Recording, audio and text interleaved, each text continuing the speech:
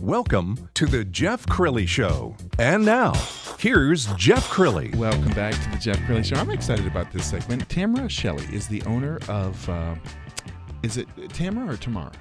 Tamara. Tamara Shelley is the owner of Frameworke Investigations. She's a licensed personal protection officer. She's a private eye, and she's a firearm instructor. I mean, you are like a triple threat, aren't you? If you want to look at it that way.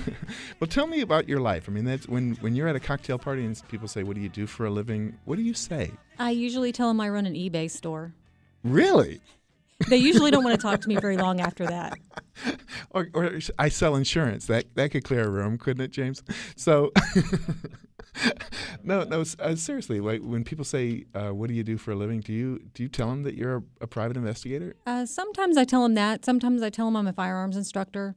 Depends on the vibe I'm getting from them, how long I want to sit and talk with them. Gotcha. Because some people get turned off by the firearms segment, and some people are just fascinated by it, and they end up asking me all kinds of questions. What's the most common question you get? How did you get into this? Okay.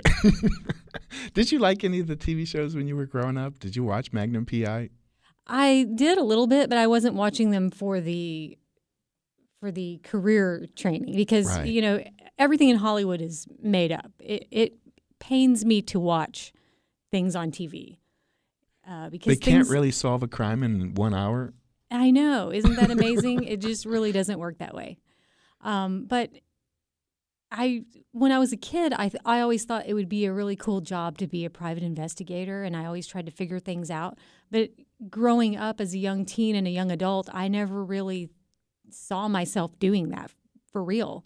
And it wasn't until a few years ago that I actually had the opportunity to do it and decided, yes, that fire has been reignited and I love what I do. And just so the audience knows, not to call you on domestic cases, right? I mean, you're not really interested in spying on people's wives and husbands. I have done many, many, many cases like that. They're not the thing that I prefer to do. Why? Is it more difficult? Well, they can be difficult because usually when people are trying to hide something like that, it's done behind closed doors and there's just a limited amount of information that we can work with. We can only work with what is presented to us and what we can legally and ethically obtain. And if something's happening behind closed doors, we can't usually legally or ethically obtain that information. I find that it is a very emotional thing for the client. Mm-hmm. If they're trying to find something out and we confirm their suspicions, then they just fall apart emotionally. Or it incites a lot of drama that I really don't like to deal with. It's uncomfortable for me. But as an investigator, you do wear a lot of hats. Sometimes you're a counselor. Sometimes you're a comforter. Sometimes you're an advisor. Sometimes you're simply trying to reel people in and going, we can't do that. Right. Now, so you specialize in working with businesses. What kind of businesses do you prefer? I like working with construction companies and any kind of blue collar type of companies, smaller companies, family owned companies. Big corporations are all right. Sometimes the red tape is a little bit deeper. When you're working for a big corporation, I like the mom and pop shops where, they don't have the budgets that a lot of corporations have. Right. But they realize if I've got a serious problem and I am losing money every day because of this problem, I need to spend a little bit of money to get it fixed. It's gonna cost me a little bit of money now, and it's not cheap to hire an investigator. Right. And if you find one that's cheap, then you need to run. So is the a common case for you would be embezzlement? Sometimes embezzlement. Typical things that we see are someone is using the gas card and we thought it was turned off. We need to find out who's using this gas card. Or we think that there's a theft ring within our warehouse. Right. And we need to get to the bottom of, is this really happening? Who's involved? How long has it been going on? And, they just want to be able to stop the bleeding. And then they can make their decision, what are we going to do about it? Are we going to fire this person? Are we going to make them pay restitution? Are we going to prosecute? And that way, what we do builds the case, and that's one of the reasons that the company is called Frameworke, because we're building the framework of the case, and then the employer or the client gets to choose what they do with the information that we give them. When I was at Channel 4 years ago, I liked to go to the Spy Supply store because there was always cool gizmos and cameras hidden in the most innocent things, alarm clocks and stuff like that. What are the tools of your trade? What are you allowed to do? What are you not allowed to do? Well, I can't give away all of our secrets. Of course. But there are some very, very cool things out there. One of the things that is very helpful, but it is not allowed in all cases, is the GPS tracker. Mm-hmm. There are rules and laws about it, and then there are ethics about it. So something might be legal, but it's kind of pushing that borderline of being ethical or not. Right. I try not to cross that line because I hold myself and our employees to a high standard of professionalism and ethics. But the GPS tracker is very helpful if it is legal to use in the case. It has proven to be very, very helpful to us. So if I'm an employer and I've got a bunch of, let's suppose, service vehicles out in the field, and I notice that this one employee is only doing 3 or 4 calls a day, and he should be doing 9 or 10, and I suspect that he's loafing on the job or going to sleep or doing up to no good, could I put a tracker on his car? If you're the company owner and the vehicles are registered to your company and you're one of the officers, you do have the right to put a tracker on that vehicle. And in fact, a lot of companies do that. They have their whole fleet outfitted with tracking software that tracks how fast they're going, how long they've been idle, how long they've been stopped, how long the engine's been off, how far they've driven, all kinds of information that you can get from those systems. And then if you're working with an employer, do you recommend that they let their employees know when they take the job, oh, by the way, all the cars have GPS, so do you advise that they tell the employees or not tell the employees? I would recommend that they tell them, because anybody that's going to act out anyway is going to ignore that, or they're going to forget. Right. You can have cameras and everybody knows that you've got cameras, but they forget that they're there, or they forget where they are.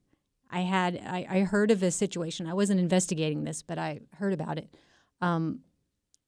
A warehouse had installed cameras because they had things going on and they wanted to be able to document it. And everybody in the warehouse knew about it. And one day there was a wrecked forklift, and there was some racks that had been damaged, and nobody was owning up to it. So they went back and they watched the tape, and they saw this guy doing donuts in the warehouse on the forklift, crashing into stuff, and all the guys that work with him were cheering him on. And, I'm sure their insurance company wasn't happy about that, but yeah. When it came write-up time, he had a hard time disputing that was him. Tamara Shelley is the owner of Frameworke Investigations. She's my guest right now. What about, do you ever get hired by a company to go in, undercover, where you're posing as an employee and secretly you're a spy? I have not. It That would sounds be like a good idea, very doesn't cool. it? Usually we're working on the outskirts, Right. but it would be very cool to go like kind of undercover boss.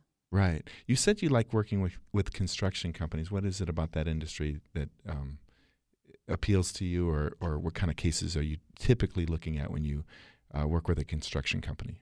Well, it's just really easy first, a lot of companies have a high turnover of employees, and a lot of companies have a problem with theft and material walking off of job sites. And we also have a security side of our company, so we can do double duty. We might be investigating a case, or we might be securing a job site. Wow. And Tell me a story. What's one of your favorite cases of all time? And you don't have to use any names or industries. Just, what's one where you did a little happy dance because you really. I always do a happy dance if we get a good result at the end. Sometimes there's nothing to be found, as much as the client might want there to be something found. Sometimes there just isn't. But when whatever it is that they're looking for, we get the money shot, so to speak, it is rewarding. But I think that one case, and I can't give you a whole lot of detail about it, but it was a gas card fraud case. Someone had been terminated years prior, and they had been using the gas card to to fuel their new company vehicles. Wow. And they had stolen into the hundreds of thousands. And so to be able to find that out and get to the root of it and figure out who did it so that they could prosecute was very rewarding. And does that mean you're required to take the witness stand? I mean, do you end up going to court on these? Sometimes we do. And so that's why, having the high morals and having the high professionalism, everything we do could be subject to being presented in court. And so we don't want to do a bad job where the information that we spend hours and hours and months collecting sometimes gets thrown out of court because it's not admissible. Right. Well, how do people get a hold of you? They can go to my website, frameworkeinvestigations.com, or they can email me at frameworkeinvestigations@gmail.com. Awesome. Well, thank you so much for being on the Jeff Crilley Show. Thanks for having me. When we come back, you know the name Curtis Mathis. For half a century, it was one of the most famous TV brands in the country. It has reinvented itself. You might say it has seen the light. That story is just ahead. More of the Jeff Crilley Show coming up.